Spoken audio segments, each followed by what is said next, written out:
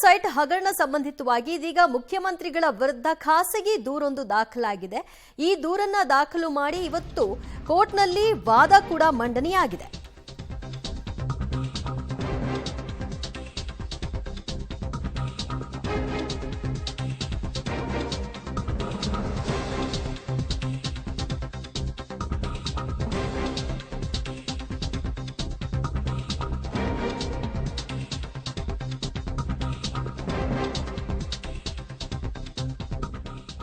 MUDA site ಹಗರಣ ಸಂಬಂಧಿತವಾಗಿ ಮುಖ್ಯಮಂತ್ರಿಗಳ ವಿರುದ್ಧ ಇದೀಗ ಮತ್ತೊಂದು ಖಾಸಗಿ ದೂರು ದಾಖಲಾಗಿದೆ. ಸ್ನೇಹಮಯಿ ಕೃಷ್ಣ ಎಂಬುವರು ಈ ದೂರನ್ನ ದಾಖಲಿಸಿದ್ದಾರೆ. ನಾಳೆ ಕೋರ್ಟ್ನಲ್ಲಿ ಅರ್ಜಿಯ ವಿಚಾರಣೆಯನ್ನ ಕೈಗೆತ್ತಿಕೊಳ್ಳಲಾಗುತ್ತೆ. 82ನೇ ಜನಪ್ರತಿನಿಧಿಗಳ ನ್ಯಾಯಾಲಯದಲ್ಲಿ ವಿಚಾರಣೆಯನ್ನ ನಡೆಸಲಾಗುತ್ತೆ.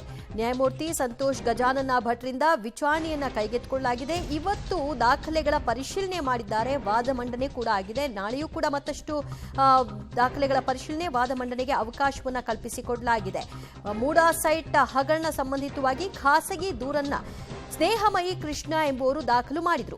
ಇದಕ್ಕೆ ಸಂಬಂಧಿತವಾದಂತಹ ಒಂದಷ್ಟು ದಾಖಲೆಗಳನ್ನು ಕೂಡ ಅವರು ಸಬ್ಮಿಟ್ ಮಾಡಿದ್ದಾರೆ. ದಾಖಲೆಗಳ ಪರಿಶೀಲನೆ ಕಾರ್ಯ ಆಗಿದೆ. ವಾದ ಮಂಡನೆಗೆ ನಾಳೆಗೆ ಅವಕಾಶವನ್ನ ಕಲ್ಪಿಸಿಕೊಡಲಾಗಿದೆ. ನಾಳೆ ಕೋರ್ಟ್ನಲ್ಲಿ ಅರ್ಜಿಯ ವಿಚಾರಣೆಯನ್ನ ಕೈಗೆತ್ತಿಕೊಳ್ಳಲಾಗುತ್ತೆ. 82ನೇ ಜನಪ್ರತಿನಿಧಿಗಳ ನ್ಯಾಯಾಲಯದಲ್ಲಿ ವಿಚಾರಣೆಯನ್ನ ನಡೆಸಲಿದ್ದಾರೆ. ನ್ಯಾಯಮೂರ್ತಿ ಸಂತೋಷ್ ಗಜಾನನ ಭಟ್ರಿಂದ ವಿಚಾರಣೆಯನ್ನ ಕೈಗೆತ್ತಿಕೊಳ್ಳಲಾಗಿದೆ. ಮೂಡಾ ಸೈಟ್ ವಿಚಾರಕ್ಕೆ ಸಂಬಂಧಪಟ್ಟ ಹಾಗೆ ಮುಖ್ಯಮಂತ್ರಿಗಳ ಪತ್ನಿಗೆ ಕೊಟ್ಟಂತಹ ಸೈಟ್ ವಿಷಯವಾಗಿ ಈಗ ಬಹಳಷ್ಟು ಚರ್ಚೆ ಆಗ್ತಾ ಇದೆ. ಮೊದಲೇದಾಗಿ ಟಿ.ಜೆ. ಅಬ್ರಹಾಂ ಎಂಬುವರು ರಾಜ್ಯಪಾಲರಿಗೆ ದೂರನ್ನ ಕೊಟ್ಟಿದ್ರು. ಅದಾದ ನಂತರದಲ್ಲಿ ಆ ವಿಷಯವಾಗಿ ಈಗ ಬೀದಿಗಿಳಿದು ಬಿಜೆಪಿ ಜೆಡಿಎಸ್ ಹೋರಾಟ ಕೂಡ ನಡೆಸ್ತಾ ಇದೆ. ಇದರ ಬೆನ್ನಲ್ಲೇ ಖಾಸಗಿ ದೂರು ಕೂಡ ದಾಖಲಾಗಿದೆ.